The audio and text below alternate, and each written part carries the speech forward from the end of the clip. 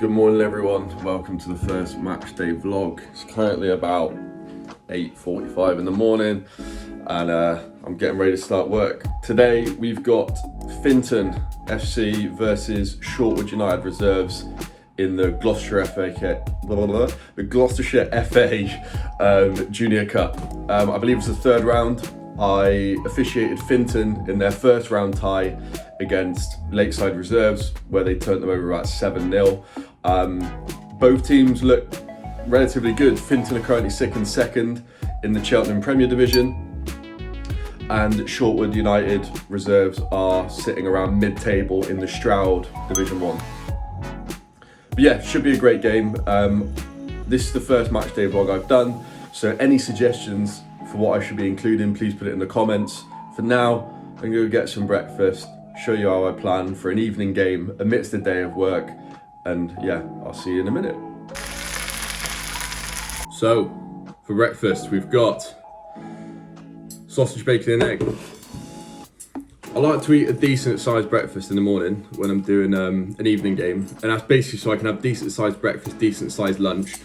Then that way I only have to have a small meal before the game so I can feel light and feel ready to go really. But yeah, nice filling breakfast, getting ready for the day, time to log on to work. I'll see you on my lunch break. So, first half of the work day done, just en route to the supermarket. For evening games, I like to try and get out for a walk beforehand. Really just to get the legs going and feel a bit more comfortable after sitting down for 8 hours. So yeah, if anyone else in like an office job and you do evening games, I would 100% recommend trying to get out for a walk, just 10, 15, 20 minutes during your day. Yeah, makes you feel a lot better. For me, I've got a supermarket kind of on the end of the road that I live on, so I'll just take a walk down there, buy myself a Lucozade or some hydration tablets for the game.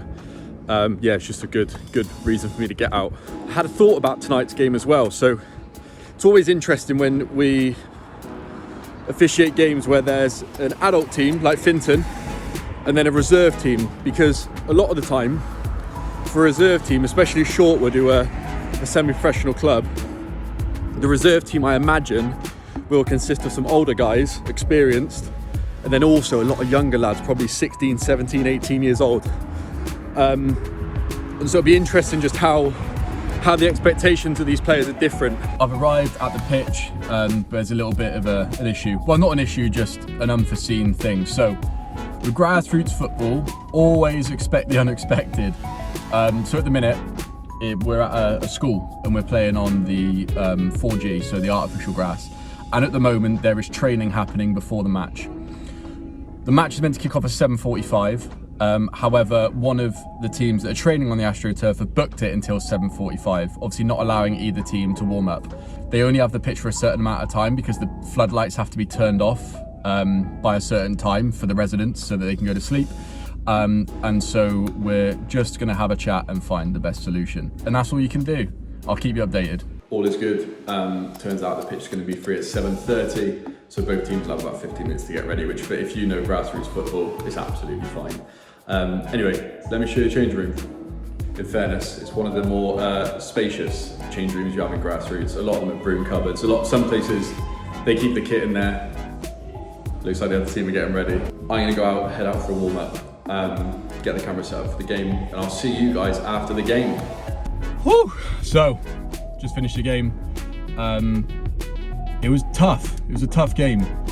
Both teams had different expectations of what was a foul and what wasn't. I think Shortwood definitely wanted to be protected a bit more, whereas Finton wanted to be physical and play. So it's hard to manage the two teams.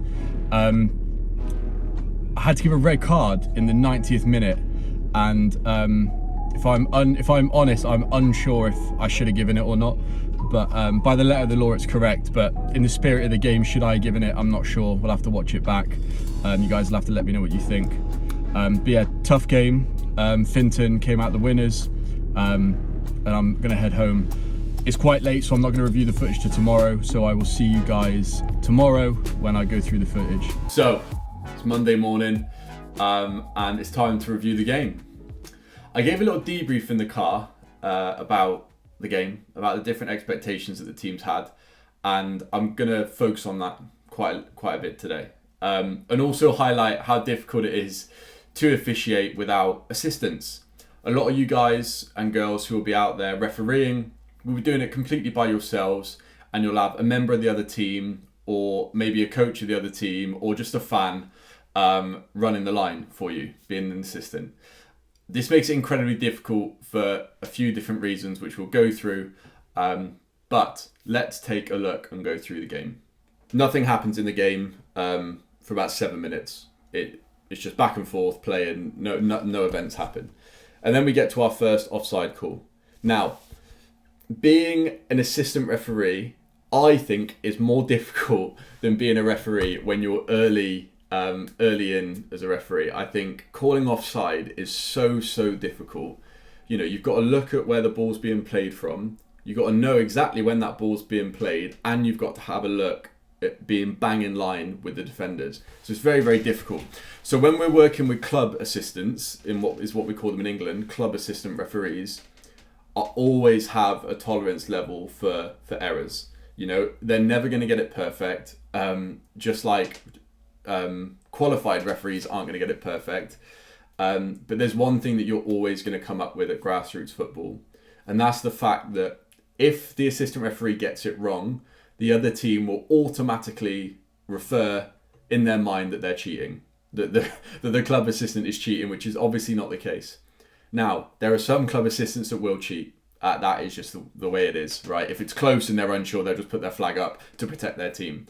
And that's why it's your job as a referee. If you're certain they're not offside, just play on and don't give in to it. However, this first one is very close. So we can see the ball played over. Obviously, the players stop and put their arm up in the air, and the whistle goes. Now, there's not much argument here, but it's very close. If we pause it at the point of contact, to me, it looks like this far fullback is playing him onside. However, again, as a club assistant, I mean, that's about as tight as they get in terms of an offside. Obviously, they stop, put their hand up, and with that being that close, he's always gonna give it. But the great thing is there's not much argument, and we just get on with the game. So we're 25 minutes in. This is only the second foul. So the temperature of the game so far has been really good. It's been physical, but it's all been fair, and we've been playing in good spirits. There's a small tussle for the ball, a small push in the back, but again, not enough contact for me for it to be a foul. And then the Finton player turns around and pulls him back. It's not the fact that he's gone to ground that I've given the foul. It's the fact that he's actively pulled him back in the first place. Here's another clip in regards to the tolerance level of fouls. This sort of contact, if it happened to a shortwood player, they would have been calling for a foul. For Finton, they were happy just to get on with it. Let's have a look. So the Finton player plays it, he gets a little nudge after, and he doesn't even, no one asks for anything, they just play on. The other way around, I think Shortwood are asking for a foul, and so again, it is hard to find that balance. Now, here, you're about to witness maybe the best goal I've ever seen in grassroots football. Check this out for a strike to put Finton 1-0 up.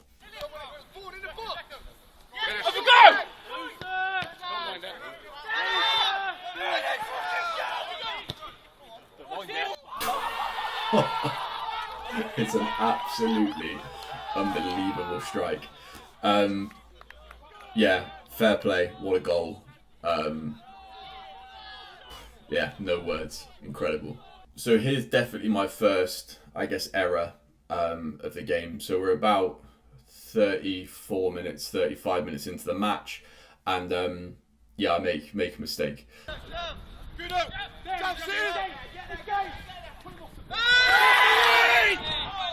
As you can see from the clip, it's pretty clear that the Finton player pushes the Shortwood lad into the fence. I'm not sure he deliberately pushes him into the fence, but it's right on the touchline and he's aware the fence is there. For me, this is not only a foul, but potentially a yellow card as well. I think it's reckless. I think there's potential to cause the player a small amount of harm. And yeah, he's just not really, I guess, considering the effects of the push that he's given. The mistake I make is the ball comes in from the middle, and so I'm out on this area here. As the fullback opens up and plays it, I'm jogging into this area to try and get an angle on what's going to happen in here if he breaks down the side. As this happens, from this angle, I'm stood off screen, but pretty much in line with what's happening, so I don't actually see him push him. Yeah, so I've definitely missed the push, and I should have given a foul because it's clear that it happens before the ball goes out of play. The difficulty you have with something like this is as soon as it happens, you see I haven't seen the push, and you immediately see the Finton manager clapping, and so there's no immediate thought to me that something has happened that shouldn't have. And the player himself doesn't complain either.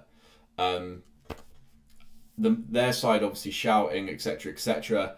But because I haven't seen it, and the fact that they've been shouting for a lot of the tiny little bits of contact, it wasn't immediate to me that something had happened because I'd been blocked off. But the manager from the Shortwood team does come and chat to me at half time, and we have a little chat about it. What, in the back? Yeah, literally in the back. If he hadn't put his hands out, he's smashing his head on that. If you hadn't, I've missed it, so that's my bad.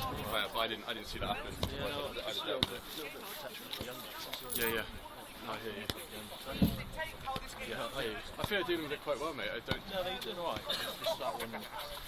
Yeah, for me, mate, if I miss that, that's my bad completely. Yeah, he has literally shot it. Yeah, that's my bad then, mate, if he has. A lot of the time I find at grassroots level, coaches just want to understand why you've done something, and especially if they've got younger players in the team, their main goal is to protect their players, which I completely understand. My coach did that for me when I was 16 playing men's football. So I always try and approach these conversations in a calm and relaxed tone, and take ownership. Look, mate, if I have missed that, and I don't say whether I have or whether I haven't, because if I tell them they're wrong, because I could have gone in and say he hasn't pushed him. Well, he clearly did. I just didn't see it, right? So I said, look, if I have missed that, then that's my bad, mate. I'm sorry, I've missed it. I'll be sure to look out, for the rest of the game. And I think if you take responsibility and take ownership and just admit you've made a mistake, there's not really anywhere for the conversation to go after that. It's like, oh, all right, yeah, fair enough, ref. I don't feel the need to be combative in those situations. If they come at you calmly, you can speak to them calmly, and that's that. It's done. So here we have our first potential yellow card of the game. Let's take a look.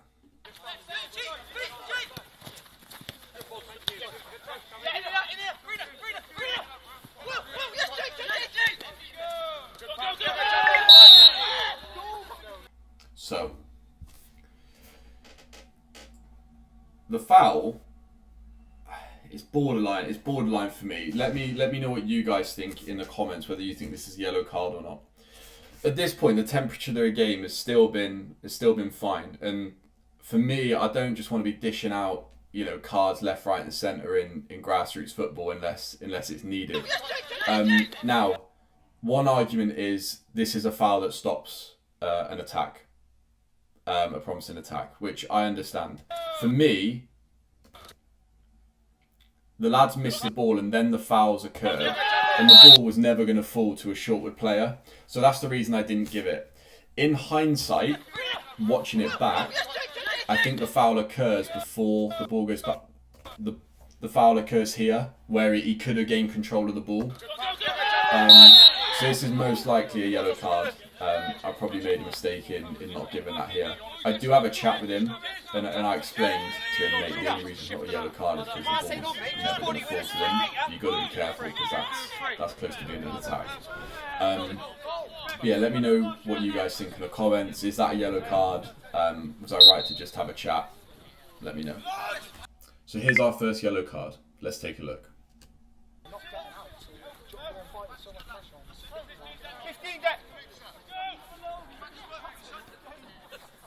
Yes, card! Few things to notice. It's clear on the reaction of the players, right? When I blow the whistle, the club assistant's got his hands on his head. This lad's like, ref, no way. This guy can't believe it's a foul. This guy's saying it's not a foul. This guy doesn't believe it's a foul. But this guy and this guy believe it's a foul for their team, right? So there's a lot of different expectations when you're on the pitch and you give a decision, right? You're never going to please everybody. It's impossible. So why did I give a yellow card? For me, I do agree with what the Finton players were saying at the time in the sense that he made contact with the ball. I absolutely believe, I agree with them that he did. However, he's come through the back of the player and made contact with his heel to win the ball. And so for me, it's a clear yellow card. You can't slide in from behind like this. Yeah, you can't be lunging in and sliding in and making that tackle like that. So for me, it's a clear yellow card for reckless play. Then just less than 2 minutes later, we get our second yellow card. After I gave that first yellow, we still have about 8 to 10 minutes left of the game, and it was starting to get a little bit more heated. And so the fact that I hadn't dished out cards before this meant that I still had that tool in my pocket to defuse the game if anything overheated. And here we get a tackle that I think warrants a yellow card. So, isolated, the tackle, just stepping on somebody's foot is not, stepping on somebody's foot is not necessarily a yellow card. For me, it's a completely deliberate foul, right? The ball is quite far away when he makes contact. He knows the ball's gone, and then he makes contact with the foot to stop the attack. There's a 2v2, he's going down the wing, he knows what he's doing. Again, clear yellow card for me. Then we have, I guess, the controversial quote-unquote decision of the game, which is a second yellow for delaying the restart for the original yellow card that we gave the first yellow card. Let's have a look and see. Jambo, pull points across!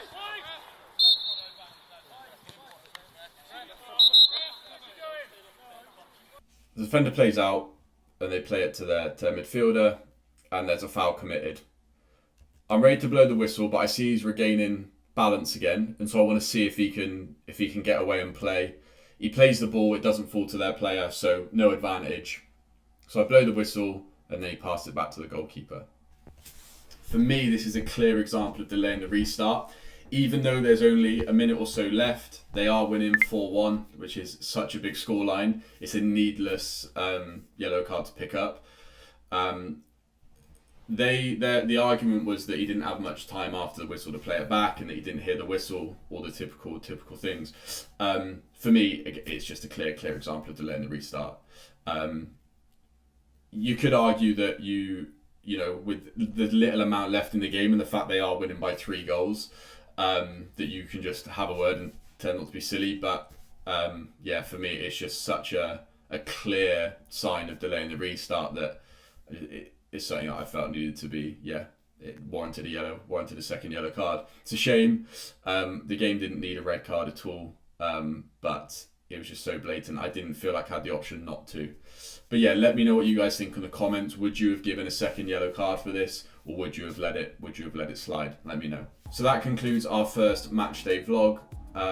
Thank you very much for watching. If somehow you've made it this far and you liked what you watched, please like the video and subscribe. It'll help us to improve these videos week by week and bring you better and better refereeing content.